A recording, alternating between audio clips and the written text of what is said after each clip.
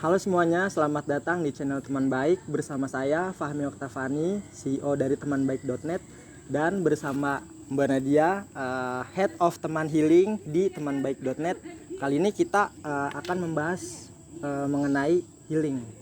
Karena saya cukup gregetan gitu Mbak mengenai makna healing yang kayaknya sudah bergeser di masyarakat, di mana fenomena yang terjadi adalah masyarakat melakukan healing itu ketika mereka jalan-jalan ke tempat yang fancy atau staycation kayak gitu, atau ke tempat-tempat yang lagi tren gitu Mbak. Nah itu yang dimaknai sebagai healing lagi. Nah menurut Mbak Nadia sebagai psikolog profesional, healing itu yang seperti apa ya Mbak? Oke, ya kalau misalkan kita bilang healing itu kan memang banyak banget nih sekarang fenomena yang anak-anak muda biasanya bilangnya gue mau healing nih, gue mau healing gitu. Emang healing kemana? Gue mau healingnya shopping, gue mau healingnya gue jalan-jalan, atau gue mau healing misalkan main sama binatang peliharaan gue. Itu banyak banget kan sekarang yang kita temuin kayak gitu. Tapi sebenarnya makna healingnya ini sendiri tuh apa sih gitu? Self healingnya itu apa sih? Itu yang perlu kita tahu dulu. Ya, jadi sebenarnya self healing ini itu merupakan adalah sebuah proses untuk menyembuhkan diri kita dari luka batin yang pernah kita alami. Luka batin, Ya. Oke Mbak. Jadi di mana batin kita atau hati kita ini nih menyimpan luka yang akhirnya mengganggu emosi kita. Akhirnya apa? Terjadilah kelelahan emosional. I see. Gitu. Nah, sebenarnya kalau ditanya gini, bisa nggak sih kita healing dengan cara healing kita menyembuhkan diri kita gitu? Ya mungkin bisa aja gitu. Benar. Tapi kita lihat seberapa jauh sih luka batin itu terjadi sama diri kita. Oke. Gitu. Apakah luka batin itu terjadinya udah terlalu mendalam atau gimana sampai membutuhkan profesional, atau memang masih bisa nih untuk kita ibaratnya apa ya? Kita sembuhkan sendiri. Itu kita mesti tahu di situ. Oke Mbak. Yang saya tangkap itu healing intinya adalah bagaimana kita bisa menyembuhkan luka batin yang kita alami. Tapi di masyarakat kan obat untuk menyembuhkannya ini kebanyakan jalan-jalan gitu ya Mbak. Sedangkan kalau di kesehatan fisik, kita ke dokter, sebelum kita dikasih obat kita perlu tahu dulu kan kita sakit apa sih, sehingga kita bisa dikasih obat yang memang sesuai dengan penyakit kita gitu. Enggak mesti obat yang populer itu pasti bisa menyembuhkan luka kita kan Mbak. Mungkin sama gitu seperti luka batin, kita harus tahu dulu luka kita ini seperti apa, sehingga mungkin nanti psikolog bisa memberi saran atau masukan obat yang sesuai sama kita itu apa gitu, atau apa yang perlu kita lakukan sih untuk menyembuhkan luka batin itu gitu Mbak. Dan yang jadi pertanyaan adalah di kondisi seperti apa sih Mbak kita harus ke profesional untuk mengetahui luka batin kita gitu Mbak? Oke, di kondisi seperti apa kita harus ke profesional? Yang pertama adalah gini, kita harus menyadari dulu bahwa apa yang terjadi sama diri kita. Apakah sudah mengganggu? Kalau misalkan sudah sampai mengganggu keseharian kita, aktivitas kita, itu kita butuh berarti profesional. Terkadang orang itu hanya dilihat gini, kalau kita ngomong fenomena gunung es, tahu kan? Fenomena gunung es itu kan yang terlihat cuma di atasnya doang. Iya Mbak, sebagian kecil. Nah itu yang terkadang orang cuma ngelihat dari situ doang gitu. Dia nggak ngelihat nih akar-akar di bawahnya sebenarnya udah banyak yang terjadi, tapi dia pendam terus. Nah, sewaktu-waktu ketika dia sudah tidak kuat untuk memendam itu kan akan ibaratnya akan memuncak. Nah, itu yang harus kita hindari. Jadi jangan menganggap sepele. Banyak banget sekarang tuh yang menganggap sepele akan hal itu. Nah, itu jangan dianggap sepele, bahwa sebenarnya kesehatan mental itu tuh penting loh gitu. Iya Mbak. Karena mungkin gini juga, orang kalau ke psikolog mindsetnya adalah atau cara pandangnya kalau gue ke psikolog gue gila, gue ke psikiater gue gila. Nah, itu false belief yang mungkin jadi blocker ya Mbak. Itu yang akhirnya menjadi orang nggak mau kan ke psikolog, nggak mau ke psikolog. Sebenarnya ke psikolog itu bukan berarti gila loh. Kalian curhat ke kita, ke profesional, kita bantu, oke gitu.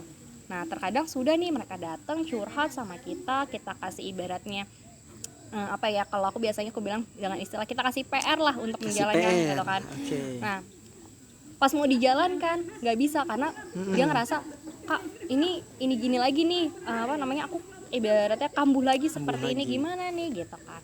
Nah itu kalau memang nggak bisa dijalankan, ngerasa misalkan di satu titik kayak ini kondisi ini nih gue nggak bisa nih gitu kan, ya nggak apa-apa, datang lagi aja, walaupun misalkan disuruh bilang sebulan lagi ya baru datang ya, PR dikerjain Tapi kalau misalkan ternyata seminggu atau 2 minggu masih butuh, ya udah nggak masalah sebenarnya. Kayak gitu. Oke, Mbak. Jadi poin terpentingnya di kondisi seperti apa kita harus ke psikolog itu, yang pertama kalau kita sudah merasa aktivitas kita terganggu dengan masalah perasaan ya, Mbak. Dan mungkin ekstrimnya itu menyakiti diri sendiri, Mbak. Betul. Ya kan? Dan nggak perlu takut dijudge gila atau dijudge kita tuh gangguan jiwa dan segala macam, karena ya itu mungkin kekhawatiran yang ada di pikiran kita aja yang sebenarnya mungkin nggak terjadi gitu, Mbak. Biasa aja. Dan psikolog sama seperti dokter menyembuhkan rasa sakit kita. Bedanya kalau dokter menyembuhkan luka fisik, kalau psikolog menyembuhkan luka batin gitu ya, Mbak. Psikisnya, mentalnya. Baik. Dan tadi kan kita bilang bahwa di kondisi seperti itu kita harus ke psikolog gitu. Nah, ada nggak sih, Mbak, kondisi yang mungkin masih oke lah, masih ringan, yang bisa kita sembuhkan sendiri atau istilahnya self healing gitu, Mbak? Banyak kan yang istilah kayak gitu. Kalau misalkan itu kan tergantung dari orangnya dan tergantung dari peristiwa yang terjadi sama dirinya dia gitu. Jadi kita nggak bisa sama ratakan. Kalau misalkan orang cemas itu bisa dengan self healing sendiri gitu. Atau misalkan orang ngerasa dia yang paling banyak kan sebenarnya cemas ya gitu, cemas gitu. Ini bisa healing sendiri gitu. Enggak gitu, karena kecemasan setiap orang itu kan beda-beda. Jadi kita nggak bisa meratakan bahwa di kondisi apa sih kita bisa healing sendiri gitu. Kita nggak bisa menentukan. Gitu. Dan yang paling penting adalah diri kita harus sadar dulu nih sama kondisi mental kita. Gitu. Terkadang orang tuh ngerasa bahwa gue baik-baik aja, gue nggak butuh psikolog gitu. Menurut dia iya. Denial ya, Mbak. Tapi menurut orang yang melihat dan orang yang misalkan mendengar cerita, oh nggak mungkin nih, kayaknya lu butuh gitu. Nah itu masih banyak tuh yang kayak gitu. Oke. Jadi memang self healing itu ada, tapi kalau memang sampai mengganggu kondisi yang tadi Mbak Nadia sebutkan ya, sampai menyakiti diri sendiri atau mengganggu aktivitas, itu kita nggak perlu denial bahwa kita mampu gitu. Oke, kita percaya bahwa kita mampu, tapi tetap aja kita butuh bantuan profesional gitu. Nah, di masyarakat juga masih banyak nih, Mbak, false belief mengenai psikolog gitu, dimana orang-orang yang datang ke psikolog itu hanya yang gila gitu. Nah,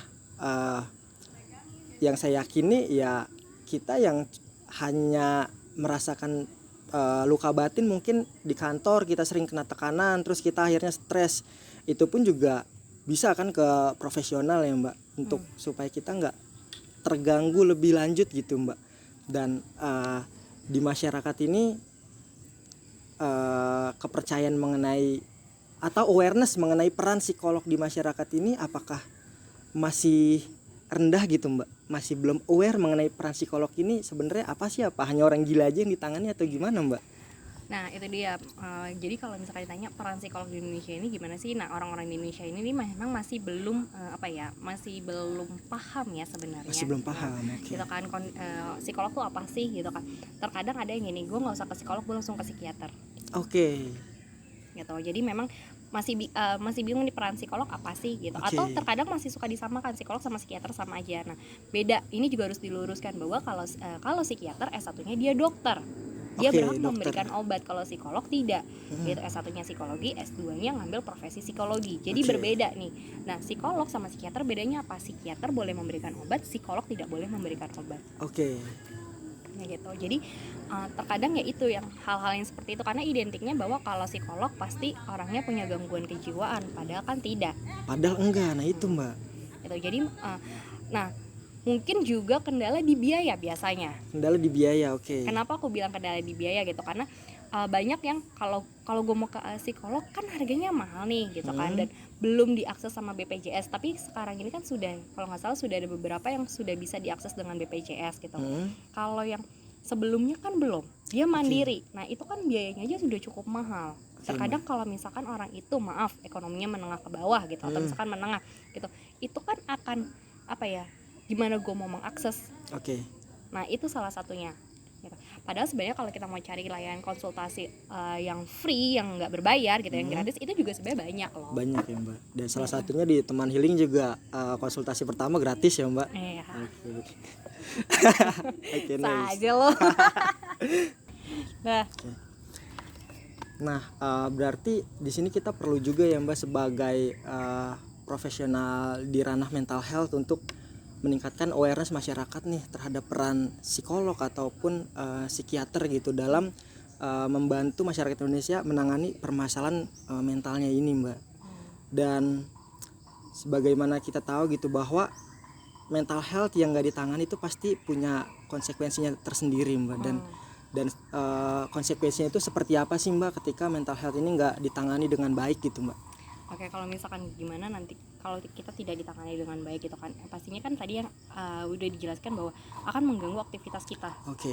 Itu sangat mengganggu udah pastinya. Kenapa sih kok bisa mengganggu gitu kan? Ya, yang tadinya kita beraktivitas biasa aja pas segala macam, akhirnya kan kayak kita jadi nggak mau beraktivitas, atau misalkan kita jadi mudah cemas, atau kita jadi mudah kelelahan apa segala macam. Itu sebenarnya tidak tidak disadari akan hal itu. Oke. Nah, itu yang harusnya ciri kali ya, atau apa sih tanda ketika kita kayaknya gue mesti ini kayaknya emang kalau memang udah ngerasa ada permasalahan dan mulai sudah mengganggu aktivitas ya, cobalah untuk ibaratnya carilah gitu, cari teman pertolongan gitu, atau misalkan mungkin gue nggak mau ke psikolog dulu, boleh coba cari teman curhat dulu kayak gitu. Paling tidak support sistemnya kalian tuh mesti bagus. Support system. Oke, nah ini kita menyinggung support system nih. Bisa kali ya Mbak, support system yang perlu ada di dalam hidup kita itu yang seperti apa Mbak? Oke. Support system itu yang paling penting itu apa sih? Yang pertama adalah keluarga dulu. Kenapa? Karena keluarga itu kan yang tahu tentang kita, yang ngerti tentang kita. Kalau support system dari inti kita saja sudah bagus gitu, ketika kita mau mencari support system di luar pun juga ya oke gitu. Tapi paling tidak di keluarga ini tuh udah paling ngedukung kita dulu nih. Oke Mbak. Gitu. Karena itu yang paling penting. Kalau dari keluarga aja nggak ibaratnya nggak ngedukung kita gitu, gimana kita mau ngejalanin ya kan gitu. Oke. Tapi balik lagi, misalkan gini, terkadang suka ada yang kak aku nggak bisa nih ada support system dari keluarga karena misalkan aku sendirian apa segala itu kan suka ada tuh iya gitu kan. Bener kan nggak semua orang mungkin semua keluarganya lengkap atau gitu. Ya kayak gitu deh Mbak. Berarti kita bisa cari orang yang benar-benar kenal kita dan memang dia tahu kita, kita percaya. Nah itu nggak apa-apa, kayak misalkan ada sahabat atau misalkan pasangan kayak gitu. Oke, itu juga bisa ya Mbak. Yang penting dia mau mengenal kita dan memang tahu kita seperti apa gitu nggak Mbak? Betul. Oke, support system. Oke Mbak, nah itu tadi kita ada penjelasan sedikit mengenai support system ya Mbak. Tapi itu kan datangnya dari luar ya Mbak. Nah bisa nggak sih kita mensupport diri kita sendiri gitu? Paling nggak mulai dari bagaimana kita bisa menerima diri kita gitu Mbak. Oke.